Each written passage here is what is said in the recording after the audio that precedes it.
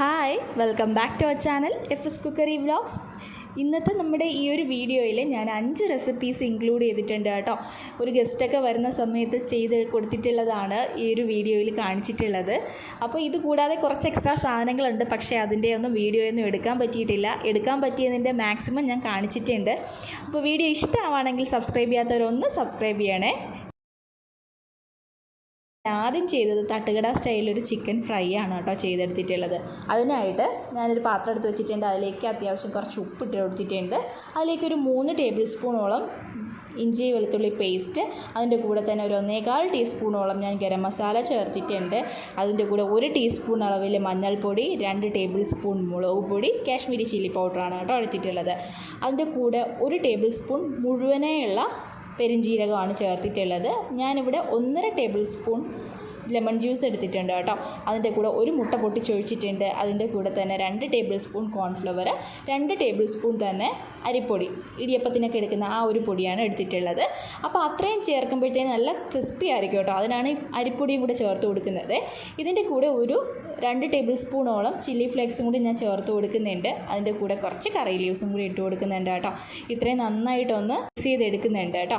ഇനി ഇതിലേക്ക് കഴുകി ഡ്രെയിൻ ചെയ്ത് വെച്ചിരിക്കുന്ന നമ്മുടെ ചിക്കനാണ് ചേർത്ത് കൊടുക്കുന്നത്. ഞാൻ 1 കിലോ ചിക്കൻ എടുത്തിട്ടുണ്ട്. അത് നന്നായിട്ട് തിരുമ്മിയിട്ട് 1 മണിക്കൂറോളം ഫ്രിഡ്ജിൽ വെച്ചിട്ടുണ്ടായിരുന്നു കേട്ടോ, താഴെ തട്ടിൽ, ഫ്രീസറിലല്ല കേട്ടോ. ഇനി അടുത്തത് നമുക്ക് നാടൻ ബീഫ് കറി ഉണ്ടാക്കാവേ. അപ്പോൾ അതിനായിട്ട് ഞാൻ 1 കിലോ ബീഫ് കഴുകിയിട്ട് കുക്കറിലോട്ട് എടുത്ത് വെച്ചിട്ടുണ്ട്. ഇതിലൊട്ടും തന്നെ വെള്ളമോ ഉപ്പോ കുരുമുളകോ ഒന്നും ചേർക്കാതെയാണ് കേട്ടോ ഞാനിപ്പോൾ വേവിച്ചെടുക്കാൻ പോകുന്നത്. അപ്പോൾ മീഡിയം ഫ്ലെയിമിൽ ഇട്ട് കൊടുത്തിട്ടാണ് വേവിച്ചെടുത്തിട്ടുള്ളത്. എനിക്കൊരു 5 വിസിലായപ്പോഴേക്കും എനിക്ക് അത് കറക്റ്റായിട്ട് വന്നിട്ടുണ്ടായിരുന്നു കേട്ടോ. ഞാനിത് ഗ്രേവിക്കായിട്ട് എടുത്ത് വെച്ചിരിക്കുന്നതാണ് കേട്ടോ. 2 സവാളയും ഒരു 10-15 അല്ലി വെളുത്തുള്ളി, 2.5 ഇഞ്ച് നീളത്തിലുള്ള ഇഞ്ചി. അപ്പോൾ ഇനി നമുക്ക് ഗ്രേവി ഉണ്ടാക്കാനായിട്ട് അടുപ്പത്തൊട്ടൊരു പാത്രം വയ്ക്കുക. അതിലേക്ക് 3 ടേബിൾ സ്പൂൺ വെളിച്ചെണ്ണ ഒഴിച്ചു കൊടുക്കുക. അതിലേക്ക് 1 ടീസ്പൂൺ കടുക്, ഒരു 5 ഉലുവയും കൂടി ചേർത്ത് കൊടുക്കുക കേട്ടോ.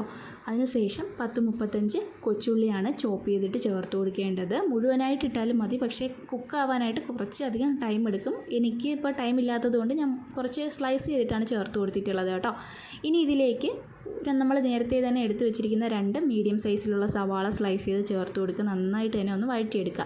ഇനി ഇതിലേക്ക് കുറച്ച് ഉപ്പും കൂടി ചേർത്ത് കൊടുക്കണേ, അപ്പോഴേക്കും പെട്ടെന്ന് വഴണ്ടി കിട്ടും കേട്ടോ. ഇനി കുറച്ച് ജിഞ്ചർ ഗാർലിക് പേസ്റ്റാണ് ചേർത്ത് കൊടുക്കേണ്ടത്. നമ്മൾ ആദ്യം തന്നെ എടുത്ത് വെച്ചിരിക്കുന്ന ആ ഇഞ്ചി വെളുത്തുള്ളിയും കൂടി ഒന്ന് ക്രഷ് ചെയ്തിട്ട് ഇതിനകത്തോട്ട് ചേർത്ത് കൊടുക്കുവാണ്. 10-15 അല്ലി വെളുത്തുള്ളിയും 2.5 ഇഞ്ച് നീളത്തിലുള്ള ഇഞ്ചിയും കൂടി ചേർത്തിട്ട് നന്നായിട്ട് തന്നെ വഴറ്റിയെടുക്കുക കേട്ടോ. ഇതിലേക്ക് കുറച്ച് കറി ലീവ്സും കൂടി ചേർത്ത് കൊടുക്കുക. ഈ ഒരു സ്റ്റേജ് ആകുന്നത് വരെ നന്നായിട്ടൊന്ന് വഴറ്റിയെടുക്കുക. ഇനി ഇതിലേക്ക് പൊടികൾ ചേർത്ത് കൊടുക്കാം. അതിനായിട്ട് 2 ടേബിൾ സ്പൂൺ കാശ്മീരി ചില്ലി പൗഡറാണ് ചേർത്ത് കൊടുത്തിട്ടുള്ളത്, നല്ലൊരു കളർ കിട്ടാനായിട്ട്. ഇതിലോട്ട് 3 ടേബിൾ സ്പൂൺ മല്ലിപ്പൊടിയാണ് കേട്ടോ ചേർത്ത് കൊടുത്തിട്ടുള്ളത്. അതും കൂടി ചേർത്ത് കൊടുത്തിട്ടുണ്ട്. അതിനുശേഷം ഞാനിവിടെ ചേർക്കുന്നത് ഹോം മെയ്ഡായിട്ട് തന്നെ ഉണ്ടാക്കിയെടുത്ത ഗരം മസാലയാണ്. 3/4 ടീസ്പൂൺ ഞാൻ ചേർത്ത് കൊടുക്കുന്നുണ്ട്. ഇനി ഇതിലേക്ക് ഞാൻ ചേർത്ത് കൊടുക്കുന്നത് 1 ടീസ്പൂൺ അളവിൽ പെരിഞ്ജീരക പൊടിയാണ്. അതിൻ്റെ കൂടെ തന്നെ 1/2 ടീസ്പൂൺ അളവിൽ കുരുമുളക് പൊടിയും കൂടി ചേർത്ത് കൊടുക്കുന്നുണ്ട്. പിന്നെ കുറച്ച് ഫ്രഷ് ആയിട്ടുള്ള കറി ലീവ്സും കൂടി ചേർത്ത് കൊടുക്കുന്നുണ്ട് കേട്ടോ. ഇതിൻ്റെ റോസ് സ്മെല്ല് മാറുന്നത് വരെ ഒന്ന് ഇളക്കിയെടുക്കുക. അതിനുശേഷം നമുക്ക് കുക്ക് ചെയ്ത് വെച്ചിരിക്കുന്ന നമ്മുടെ ബീഫ്, ഈ ബീഫിൽ ഉപ്പോ കുരുമുളകോ മഞ്ഞൾപ്പൊടിയോ ഒന്നും തന്നെ ചേർത്തിട്ടില്ല. ഈവൻ വെള്ളം പോലും ചേർത്തിട്ടില്ല.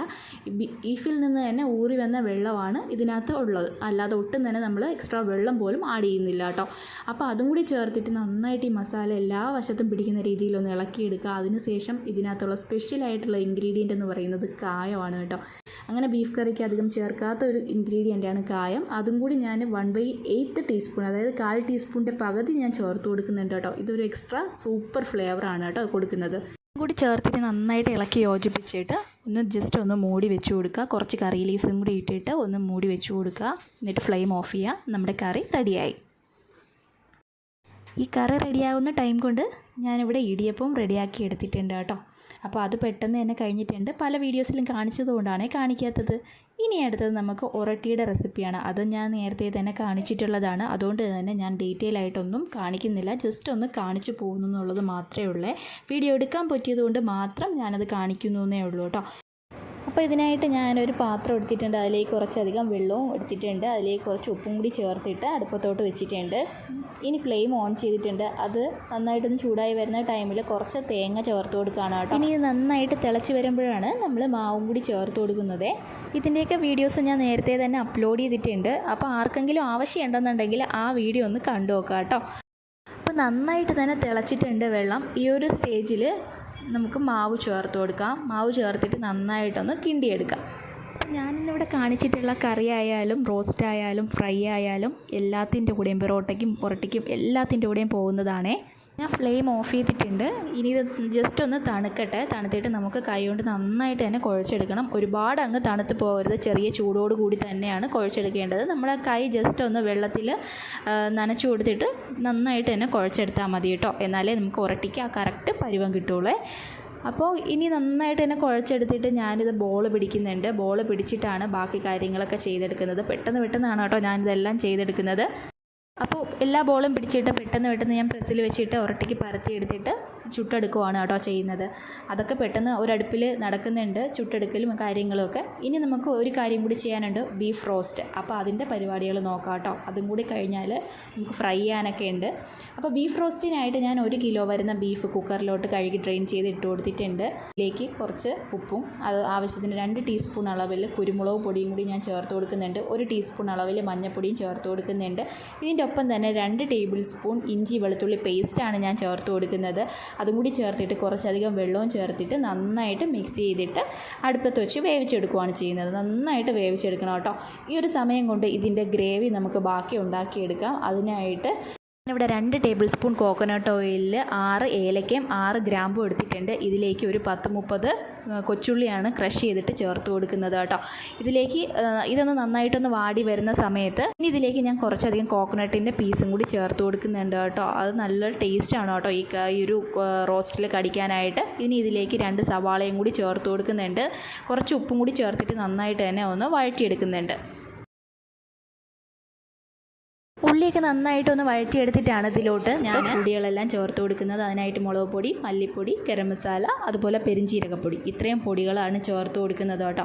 ഇത്രയും പൊടി ചേർത്തിട്ട് ഇതിൻ്റെ റോസ് സ്മെല്ല് മാറുന്നത് വരെ നന്നായിട്ടൊന്ന് ഇളക്കിയെടുക്കുവാണ്. അതിലേക്ക് കുറച്ചധികം ഫ്രഷ് ആയിട്ടുള്ള കറി ലീവ്സും കൂടി ചേർത്ത് കൊടുക്കുക. അതിൻ്റെ കൂടെ 2 വലിയ ടൊമാറ്റോയും കൂടി അരിഞ്ഞത് ചേർത്ത് കൊടുക്കുന്നുണ്ട്. നന്നായിട്ട് ഇളക്കിയിട്ട് ഒന്ന് മൂടി വെച്ച് വേവിക്കുന്നുണ്ട്. അതൊന്ന് വെന്ത് വരുന്ന ടൈമിൽ ഒരുപാട് അങ്ങ് വെന്തുടയേണ്ട, തക്കാളിയൊക്കെ ഒന്ന് പാതി വെന്ത് വരുന്ന ടൈമിൽ വേവിച്ച് വെച്ചിരിക്കുന്ന ബീഫും കൂടി ഇതിനകത്തോട്ട് ഒഴിച്ചു കൊടുക്കുകയാണ്. എന്നിട്ട് നന്നായിട്ട് ഈ വെള്ളം മുഴുവൻ വറ്റി ഒരു കുഴമ്പ് രീതിയിലാകുന്നത് വരെ വെയിറ്റ് ചെയ്യുക. അത്ര മാത്രമേ ഉള്ളൂ. ഞാൻ മീഡിയം ഫ്ലെയിമിലിട്ടിട്ട് മൂടി വെച്ചിട്ടാണ് കേട്ടോ കുക്ക് ചെയ്തെടുത്തിട്ടുള്ളത്. അപ്പോൾ ഇവിടെ അതും റെഡി ആയിട്ടുണ്ട്. ഇനി ഞാൻ ചിക്കൻ ഫ്രൈ ചെയ്യുവാണ് കേട്ടോ.